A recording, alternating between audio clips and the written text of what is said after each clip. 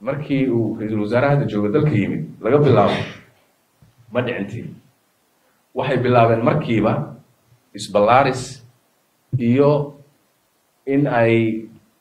dhul raadis ay bilaabeen Soomaalida ku soo foofeen aqoontay u lahaayeen darteed waxay bilaabeen Soomaalida inay kala qaybiyaan oo yiraahdaan kan annaga reer baasanahay kana waa bari hebel kana waa lafti naga kana waa basheeko kana waxaan la garanay بلاي بنقول بالعذاب مشاكل بنقول بالعذاب وحكى سيد رانكيليا ما هذا البلارس وين هذا صوب بالعذاب Soomaalida deegaanka Soomaalida ayay isku soo fidiyeen wadogtiin gobol dhan oo city leeyahay waaba la qeynba mooyaale waa ogtiin waaba iska qaateenba wali waa soo socdaan dhibaata dadka Soomaaliyeed dhulkoodii ayay ku soo foofeenba baabili iyo jigjiga kor taagan yihiin hadana buurta kaarabarre soo fuuleen marka Soomaalida dib u soo foofeen ugu soo noqdeen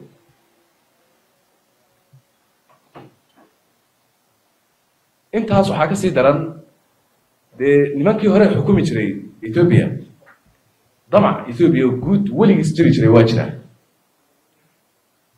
لكن ما جرين سعب سيدنا وكله بدنا نقيب تنكربا هرجيسة مع كلي له أنا الهنشري كربهري أنا الهنشري بور هكذا أنا الهنشري أنا ما جرين واحد نقول هذا حي بلابين بين واحد Soomaalidu وعركي كسود دكتي أنا قاعد هنشري كوكا سيدنا Soomaalida meel ka tib lama yaqaan annaga dhulka lahayn annaga dalhaan jirnay sheekadaas bilaabeen oromada marka waxaan leenahay war idinka waxa uu hay sidoo fikraysan waa waalantay waxa u baahan tihiin in dib u fikirtaan waxa u baahan tihiin in ay dadka Soomaaliyeed way isku laaqaan wax oo dhan axmaar la yiraahdo لكن أحمرض وهذا نقفك تهيبة نمانك صويا عيا يقولك أردن شيئا يا اللي كري لا هي وايجا نينك هذا مراح ضوء اللي هذا انقاذنا يا سيل عيلك حينا وايجا أنت قرب يا عيسى ودرنا وايجا مركا وحلنا هي رمضان والصومالي ده هذا تقانن Soomaalida isku carinina annaga Soomaali baan la dhahaa Soomaalida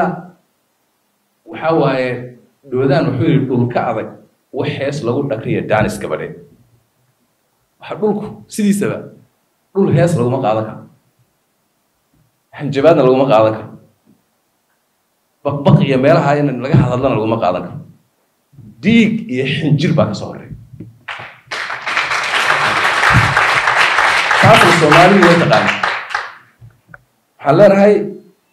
Soomaalida waxaan leenahay nimankaas nadaayay Ethiopia ina dhaaf war Oromo jooga nadaayay